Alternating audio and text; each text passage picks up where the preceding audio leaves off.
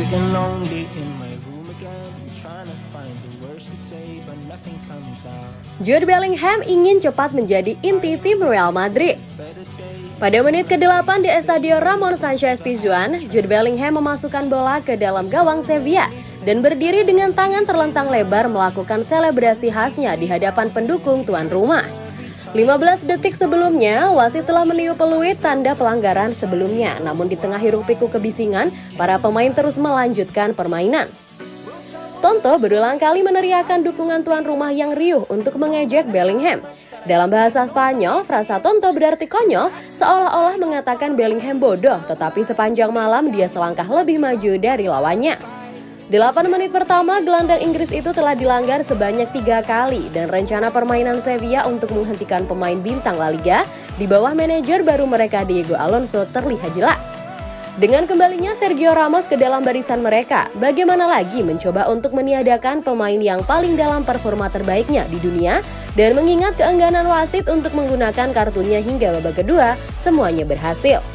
Pada satu titik, Ramos tampak mengikut Bellingham dan 5 pemain Seville mendapat peringatan di babak kedua dengan 3 diantaranya dilakukan karena melakukan pelanggaran terhadap Bellingham. Ini hanyalah pertandingan ketiga di mana Bellingham gagal mencetak gol sepanjang musim, namun sekali lagi penampilannya menunjukkan mengapa ia begitu dihormati dan ditakuti. Dari seluruh pemain menyerangnya, Bellingham menjadi satu-satunya yang tidak digantikan oleh Carlo Ancelotti di babak kedua.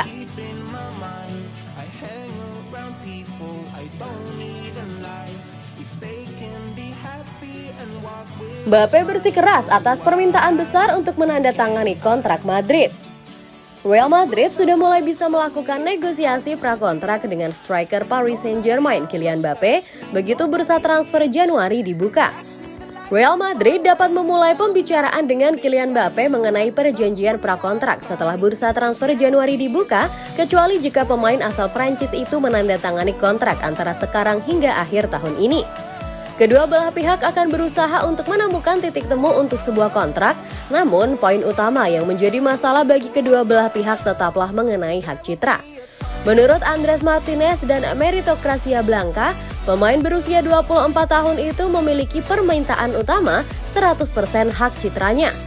Pada tahun 2022, Madrid telah membuat kesepakatan dengan pemain asal Prancis itu di mana dia mendapatkan 80% haknya dan Madrid mendapatkan 20%. Itu adalah cara yang mereka temukan bagi Mbappe untuk mengkompensasi penurunan gaji yang akan dia dapatkan dengan meninggalkan Paris Saint-Germain pada musim panas tahun depan. Di Los Merengues, kondisi mereka terlihat jelas. Mereka ingin mempertahankan apa yang telah disepakati 2 tahun lalu, namun masih harus dilihat apakah sang pemain bisa atau tidak menerima kesepakatan tersebut.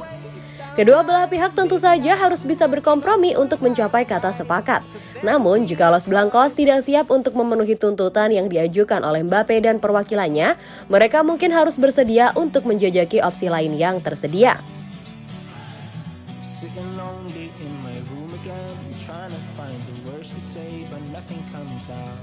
Dani Carvajal senang meski hanya raih 1 poin dari Sevilla. Real Madrid harus bermain dengan skor 1-1. Dani Carvajal senang meski hanya mampu raih 1 poin dari markas Sevilla. Dalam laga yang berlaga di Stadion Ramon Sánchez Pizjuan, Minggu 22 Oktober, Sevilla unggul berkat gol bunuh diri David Alaba. Namun tim tamu selamat dari kekalahan setelah Dani Carvajal cetak gol untuk samakan skor. Kami datang ke sini untuk menang, kami punya peluang tapi kami kesulitan di beberapa bagian permainan. Perjuangan berat setelah kami kebobolan, tapi kami berhasil menyelamatkan 1 poin, katanya setelah laga. Tim berjuang sangat keras, kami kekurangan fluiditas dalam permainan kami dan kami kesulitan untuk maju dengan jelas. Namun kami memiliki peluang untuk memenangkan pertandingan, dalam 3 hari kami memiliki pertandingan lain dan sekarang waktunya istirahat. Tahun ini saya berbicara dengan staf pelatih dan mereka mengatakan kepada saya untuk maju ke tendangan sudut. Saya suka berada di sana, memblokir dan bersiap untuk rebound. Saya melihat bahwa itu akan jatuh ke tangan saya mengatur waktunya dengan baik, melompat tinggi dan saya senang memberi tim 1 poin. Saya merasa sangat baik dan saya mengalami salah satu momen terbaik dalam hal permainan saya. Saya harap ini tetap seperti ini untuk waktu yang lama, tambahnya. Hasil ini, Real Madrid tetap di puncak klasemen La Liga mengumpulkan 25 poin dari 10 pertandingan, unggul 3 poin atas Girona. when there's so many things that I keep in my mind. I hang around. Carlo Ancelotti dengan lucunya mengolok-olok La Liga setelah hasil imbang. Manajer Real Madrid Carlo Ancelotti terkenal di kalangan sepak bola sebagai diplomat, namun pelatih legendaris Italia itu bahkan tidak bisa menyembunyikan kekecewaannya terhadap wasit. Madridista ingin Carleto lebih berterus terang kepada wasit. Akhir-akhir ini, klub secara terbuka mengkritik wasit di saluran televisi mereka yang mendapat cemoohan dari basis penggemar lawan. Secara umum bukanlah hal yang baik jika klub elit seperti Madrid mengeluh tentang panggilan telepon. Kelihatannya amatiran, namun pasca hasil imbang 1-1 Real dengan Sevilla di Ramon Sanchez Pizjuan, wajar jika Madridista merasa dirugikan dengan keputusan yang dilontarkan.